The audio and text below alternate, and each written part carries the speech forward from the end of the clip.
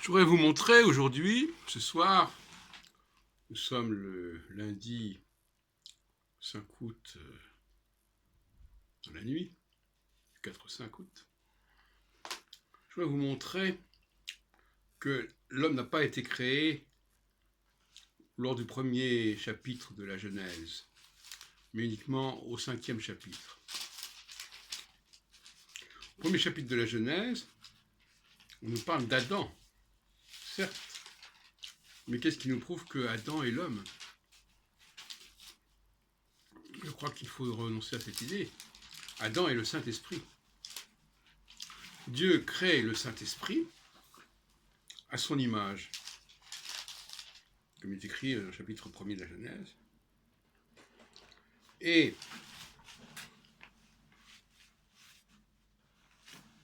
c'est au 5e chapitre, parce que les chapitres intercalés sont intercalés, comme vous dites, que l'on continue en disant « Voilà le livre de l'histoire d'Adam.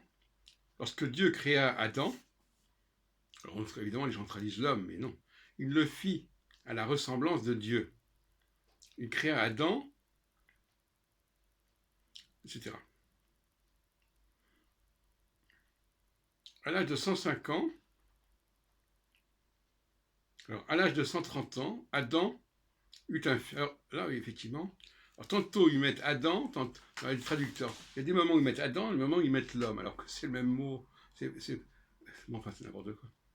À l'âge de 130 ans, Adam eut un fils à sa ressemblance et à son image. À sa ressemblance, à son image, et au début du chapitre 5, on nous dit Dieu créa l'homme, il le fit à sa ressemblance. Donc, il y a deux processus jumeaux. Dieu créa Adam à son image et à sa ressemblance.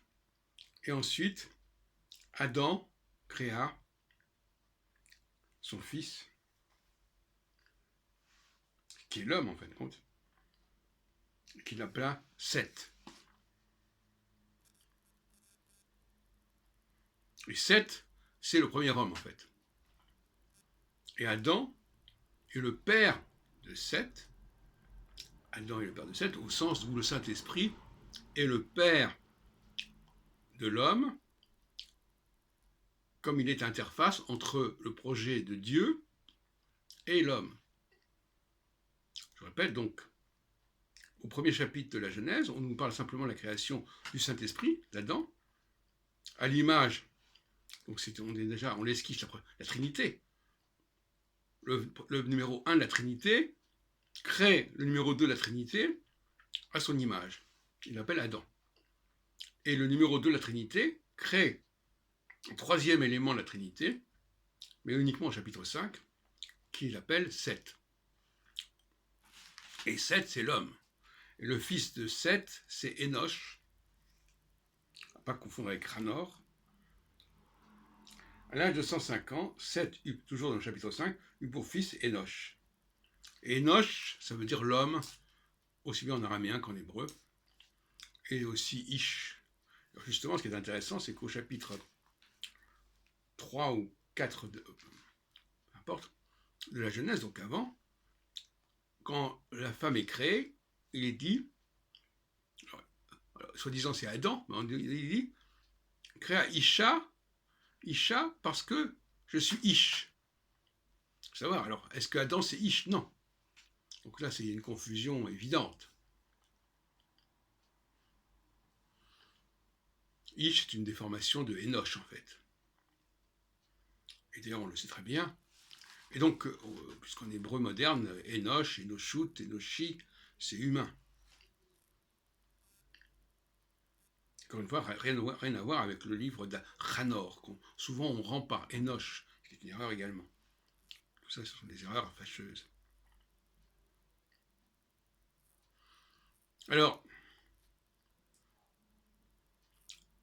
ensuite, évidemment, lorsqu'on nous parle de Seth, à l'âge de 105 ans, Seth eut pour fils Enoch. On ne nous dit pas du tout que Seth créa Enoch à son image. sa ressemblance. Donc on voit bien que le système est fermé.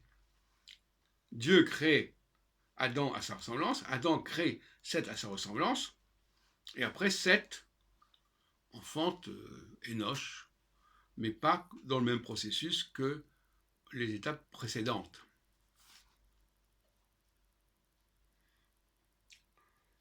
Et d'ailleurs, j'ai déjà dit, on pourrait même se contenter et oublier le chapitre 1er, puisque dans le chapitre 5, tout est raconté déjà. Voici le livre de l'histoire d'Adam, Sefer HaToldot Adam.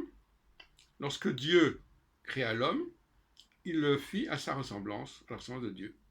Donc, voyez-vous, donc déjà, toute la Trinité est présentée dans le chapitre 5 de la Genèse, et on peut donc par conséquent commencer le Pentateuque au chapitre 5 de la Genèse et oublier tout ce qui précède, puisque de toute façon, tout ce qui concerne la création d'Adam est déjà repris au chapitre 5 de la Genèse, alors que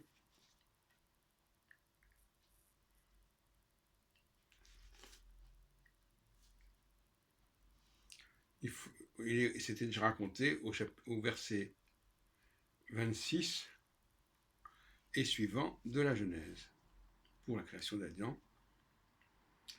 Et je le répète, donc le verset 26, je crois que c'est 26, oui. Puis Dieu dit, faisons Adam à notre image, notre ressemblance. Et là, qu'il domine sur les poissons, etc. Et là, Dieu créa Adam à son image, il le créa à l'image, etc. Donc, ce passage-là est repris tel quel au chapitre 5, au début du chapitre 5. Alors, on pourrait aussi s'intéresser à la fin du chapitre 4, qui fait partie un peu de notre sujet.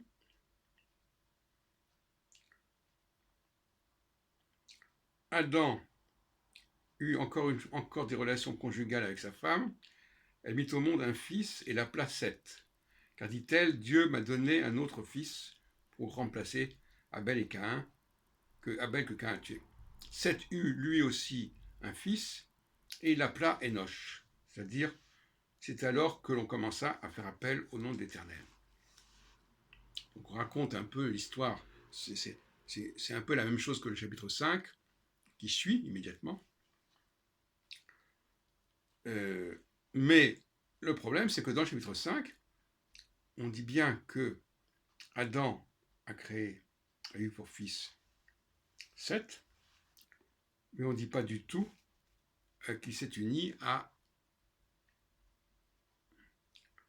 une femme.